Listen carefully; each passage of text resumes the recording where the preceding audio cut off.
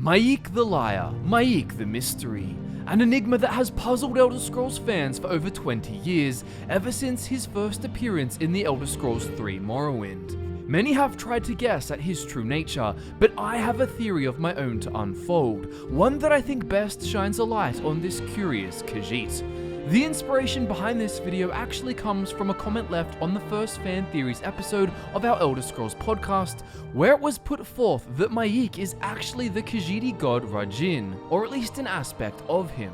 After extensive investigation and theory crafting of my own, I'm super pumped to elaborate on exactly why I've come to agree. That said, I'll still be providing some thoughts on some of the most commonly believed Ma'ik theories as we dive into this iconic character. Remember, it's all speculation and quite subjective, so I'd love to hear your own Ma'ik takes in the comments below. On the surface, Ma'ik the Liar is a Khajiit character who has featured in Morrowind Oblivion Skyrim and then finally in the Elder Scrolls Online. He is considered by many to be nothing more than an Easter egg, a walking meme, added into the game with comedic intentions to cheekily provide fourth wall breaking commentary or simply make quirky claims that you'll take with a grain of salt. Or at least I hope you will. Outside of sharing the same name, Ma'ik will also allude to things that Ma'iks from previous titles said or did, leading many to wonder if there's more to this unique NPC than meets the eye. The biggest giveaways that Ma'ik may have godlike properties come from his seemingly long lifespan and ability to know of things from far in the past, and seemingly from the future too.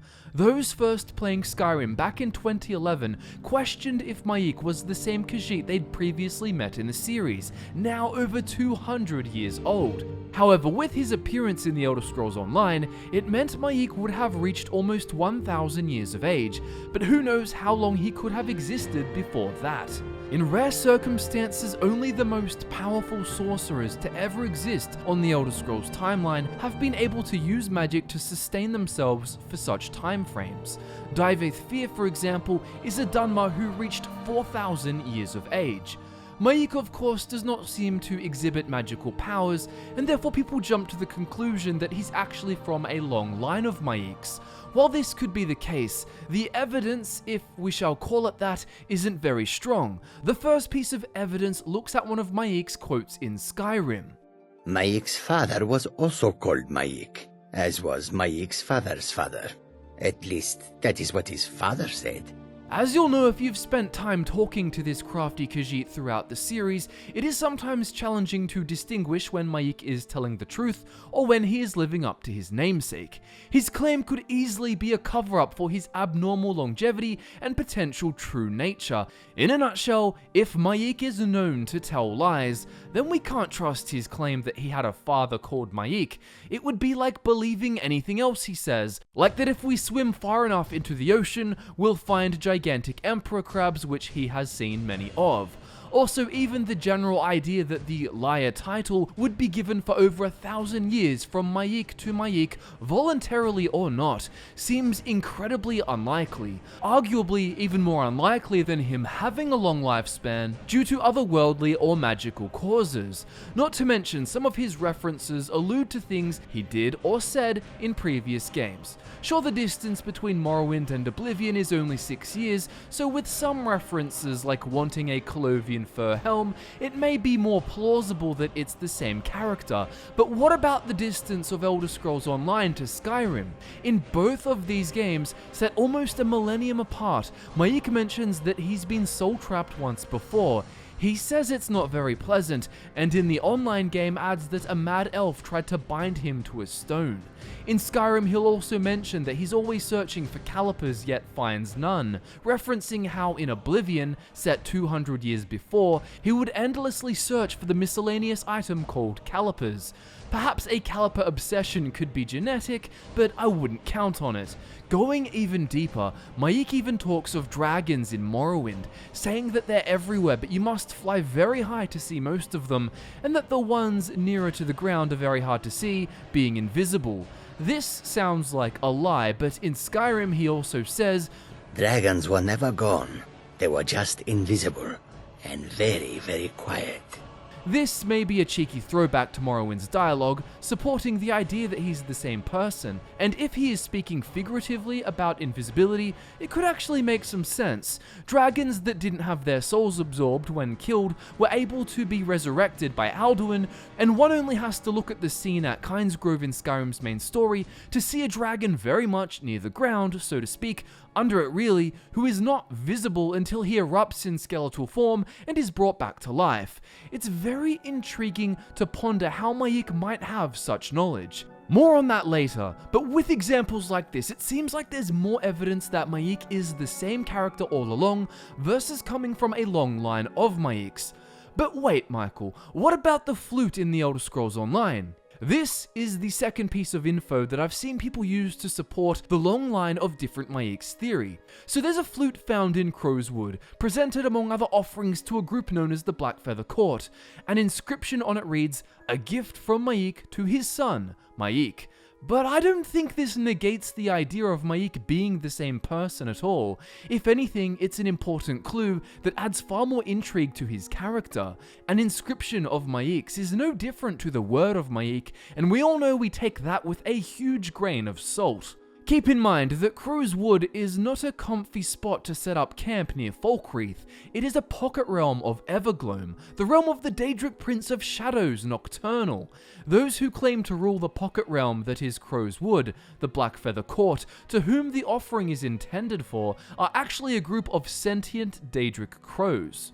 Personally, I think that if anyone in the Elder Scrolls community found a flute belonging to any other regular NPC in a Daedric realm, let's say Skyrim's Nazim, everyone would be wondering how Nazim got into a Daedric realm in the first place and why he was seeking to offer something to talking Daedric birds. Gaining access to an Oblivion realm, even a pocket realm, is highly dangerous and usually only performed by talented mages. A good example is Morthal's Phalion, who claims to have travelled to Oblivion Plains and met Daedra, Dwemer, and everything in between. But even master wizards can go insane when messing with Oblivion realms. Look at Morian Zenos, a master wizard whose journey into multiple Daedric realms was recorded by his apprentice using a telepathic link. The story details how incredibly hard it was for them to find access to Oblivion in the first place, and how after Morian hopped from realm to realm, he eventually succumbed to the temptations of Hermaeus Mora's realm, Apocrypha. The forbidden knowledge there drove him deep into frantic research, where he discovered the truth about the world, and desperately sought to learn more, seemingly losing his sanity. The text ends with the apprentice saying, "I would save him if I could. I would silence his whispers if I could." Daedric realms are hard to access and can ruin the most powerful of mages, and yet that is exactly where Ma'ik's flute is found, hinting that this wacky Khajiit was able to visit Oblivion himself. However Ma'ik was able to do this is not clear at first.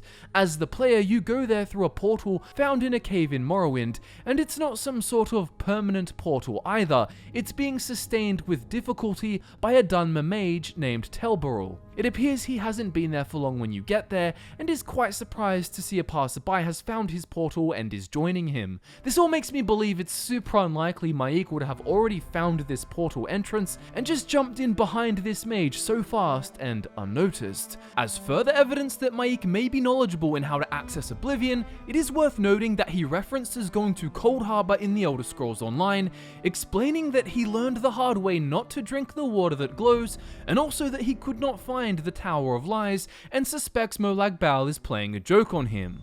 So what if Ma'ik was in a pocket realm of Nocturnal's Evergloam with a strong intention? I'll tell you why I think he was soon. I want you to believe that Ma'ik is an avatar of Rajin, or even a fractured version of Rajin himself, so let's get right into it. Rajin was once a mortal who became a legendary thief and trickster and ultimately ascended to godhood. He is known to the Khajiit as a thief god, but also as the trickster god.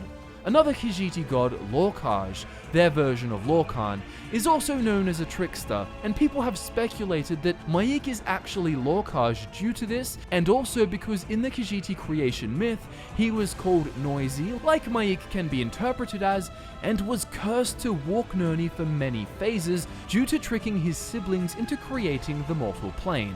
This walking of Nirni could refer to Ma'ik being found across multiple games and explain his potential immortality. It could also explain his omniscient knowledge about the universe that seems to exist outside of mortals' linear time.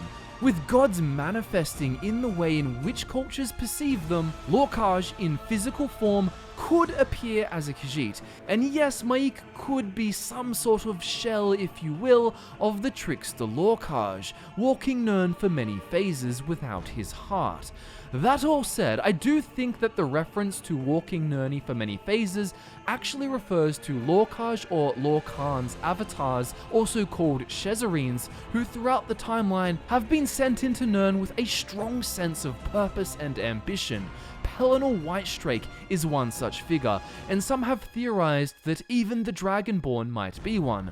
I don't really see Ma'ik fitting the role here, but you can never say never, I suppose. But here is why I think Rajin fits the bill much more. In addition to also being known and celebrated as the Trickster God, Rajin has another title, similar to Ma'ik the Liar, which should make your ears prick up. Rajin the Purring Liar. And what about all that before about Lorkhaj being cursed to walk Nirni for many phases? Well, guess what? Another title of Rajin's is Cat Who Walks. You don't have to be on Skooma to see the striking similarities here. But wait, there's more. In the text, The Thief God's Treasures, Rajin is described as he who is fleet of foot, the very embodiment of speed, agility, and slyness. In Elder Scrolls V Oblivion, Ma'ik runs around to different places constantly. However, he is also programmed to be the fastest person in the entire game. If you try to catch him, you will fail. He can even outrun any horse you can purchase and ride on, except for the incredibly fast 5,000 septum black horses of Shadenhall. Furthermore, we don't have to guess that Rajin might have sent avatars of himself to Nirn that specifically look like Khajiit, the way we do have to with the Lorkhaj idea. We actually know for sure Rajin has done this. In the Elder Scrolls Online, there are beings known as Rajin's shadows, who each represent different aspects of this god. There's said to be 7 of these shadows, though who knows if that is even true, and one you get to talk to in-game explains he is but an avatar of Rajin's greatness. In a quest, you can say to him, "So you're an avatar of a trickster god, and you stole the mural. Why?" To which he replies, "You expect a truthful answer. What kind of trickster do you take this one for?" To me, this fits quite well with Ma'ik's theme of making you second guess him. Even the way this shadow of Rajin speaks reminds me of Ma'ik telling the player something that might be a lie and casting doubt on it too. He says, "The kingdom of Canathia, land of sweet treats and sweeter meats. Rajin even kissed a mermaid on the moonlit shores. Or perhaps it was just a very shapely fish. Clan Mother Anisi is said to claim that Rajin the Purring Liar had so many shadows that some of them took on lives of their own, becoming black Sench panthers who stalk freely through elsewhere. Perhaps Ma'ik is but another shadow of Rajin, one who has taken on a life of his own, or one who represents Rajin's deception specifically, for the best lies always have a small element of truth to them. Ma'ik could also be some sort of physical manifestation of Rajin that still exists, like a split that occurred between the mortal and the god. Interestingly enough, some have theorized that there is a similar example of this in the Elder Scrolls universe, Manamako. He is theorized to have both become a god, yet also continue to exist in physical form in the mortal plane, as seen in the Elder Scrolls V Oblivion. What can I say? Elder Scrolls lore is complicated. Or perhaps there is a split between Rajin the god and Rajin the cat who walks, potentially manifesting in secret as the character known as Ma'ik the Liar, or shall I say Ma'ik the Purring Liar. But how could we explain such a split? Let's investigate Rajin's story some more. Well, much of Rajin's thievery and trickery was clearly for sport, such as stealing a tattoo from the neck of Empress Kintyra as she slept. Some Khajiit tales even talk of him gifting that which he steals back to the victim. The only thing is that Rajin's victims have notoriously been Daedric princes. Much of Rajin's legacy as a thief is based on feats achieved while traveling to Daedric realms and stealing Daedric artifacts. Rajin, before he obtained any Daedric artifacts, stole the ring of Khajiit from Mephala after somehow finding his way into Oblivion. If we are to believe that Mayik's flute indicates that he visited this pocket realm of Evergloam, then traveling to Oblivion using mysterious or unexplained methods is another thing that these two Khajiit have in common. Once Rajin entered the realm, he came upon Mephala Azura and a third Daedric prince, arguing over who claimed dominion over the night.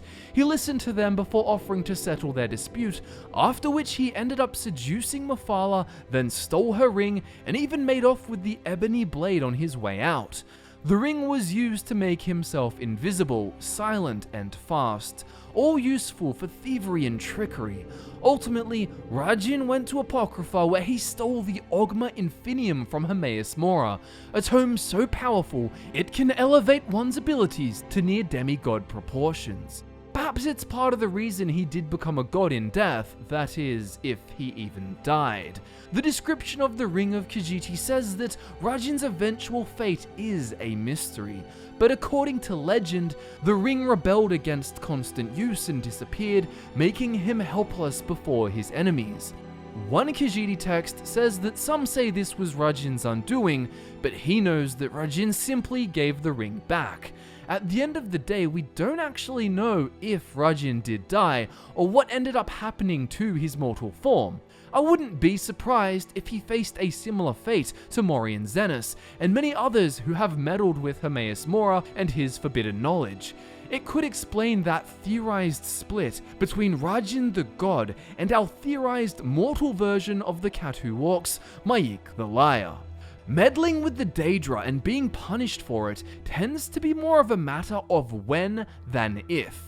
Hermaeus Mora has other artifacts, such as the Black Books, known to drive many people insane. Some who read those and do not lose their mind have been able to obtain great power. If Rajin visited Apocrypha and stole the Ogma Infinium, there's a chance he may have also taken, or at least looked within, one of the many Black Books that Mora keeps. Some of these books are from the past, but others are from the future. Interestingly, we know that Rajin has been to Apocrypha, which houses knowledge from both the past and the future, and we also know that Mayik will reference things from both the past and the future. In Elder Scrolls Online, Mayik foreshadows the dragons coming out of hiding before it happens in the Elsewhere expansion, and arguably it was intended as a reference to the return of dragons in Skyrim as well. It seems Skyrim's dragons are foretold in Oblivion too, when Mayik claims to have seen them and says that perhaps you will see them too. In the online game, Mayik also has this to say. Mayik has seen the future in his dreams. Adventurers will one day scale mountains the likes Mayik has never seen. He does not know how, but these adventurers are determined to get to their destination. If Rajin used the Ogma Infinium to help him ascend to godhood or gain immortality, but did so in a way that split his very being, then Mayik could be a physical half left behind, or even just a fragment. Those who get wrapped up in Mora's forbidden and often obscured knowledge can't be expected to handle it or execute the use of every Daedric artifact perfectly. Rajin may have ended up ascending to godhood, but we can't rule out the idea that parts of him might not have been able to handle that. After all, the favorite thing of a thief and trickster is to be in the world with mortals who you can steal from and fool. A physical remnant could have remained behind as the weakened cat who walks, or Mayik the Purring Liar perhaps, walking Nirn with forbidden knowledge from both past and future, struck into somewhat of a mind-warped state by confronting realizations about the truth of the world. In addition to hinting at the past and future, and saying that he's seen the future in his dreams, Mayik does say something else intriguing which may indicate he's been to Hermaeus Mora's realm, perhaps because he is Rajin, and read one of my favorite Black Books titled Waking Dreams, or any one similar to this while he was there. The book references an uncaring godhead. The godhead is quite an abstract concept, but also has mention in Book 3 of the Mythic Dawn commentaries. The lore community, including ex-developers like Michael Kirkbride, have elaborated a lot on this idea, but essentially what it is a big sleeping god who is dreaming the entirety of the Elder Scrolls universe. Interestingly, one of Mayik's quotes in the Elder Scrolls Online is this: You have heard that the Khajiit love naps, yes? So does Ma'ik. Though maybe Ma'ik is napping now, and this conversation is but a dream. Here is this eccentric Khajiit, a little bit crazy, searching obsessively for calipers or talking about finding dragons by flying high enough and so on, who has seemingly lived for 1,000 years, who can comment on his experiences in places all over Tamriel, even of being soul-trapped, who appears to have visited a Daedric pocket realm and makes sneaky references to things in the past or events far into the future, looking the player character in the face and saying maybe he's asleep and this is all a dream. Some would speculate that this means Ma'ik has actually achieved CHIM. CHIM is basically a rare esoteric piece of knowledge that gives you the capacity to insist on your existence despite the confronting reality that you are a figment of the Godhead's dream. When successfully achieved, one is granted an apotheosis of sorts, a similar experience to the control that you may get when you are lucid dreaming. There's nothing particularly wrong with such a theory. It's certainly possible. However, I personally think that the supporting evidence that ties Ma'ik to Rajin is stronger and thematically far more specific. Not to mention those who achieve CHIM, such as Vivek or Tiber Septim, tend to have stronger egos and go on to do far more than just wander around Tamriel. That doesn't really fit the vibe of Ma'ik to me. I feel like it's more likely that any tomes of forbidden knowledge he read in Apocrypha melted his mind a bit and even gave him some insight into the ever-changing tides of fate, versus giving him any sort of complete omniscient understanding of the universe. But let's get back to more of Ma'ik's ties to Rajin.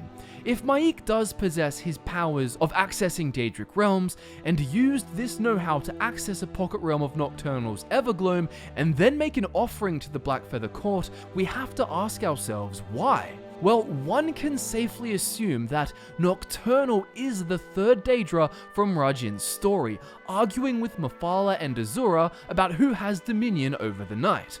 Nocturnal, the Prince of Night and Darkness, also known as the Night Mistress, is known to take kindly to thieves, blessing them and helping them in their pursuits.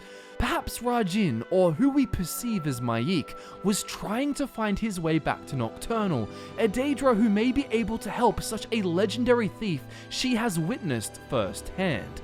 It could be help in the more conventional sense, although if Rajin's personality is anything to go by, he may be planning to help himself, using trickery in a conniving attempt to pull off a heist that sees him escape with one of Nocturnal's artifacts.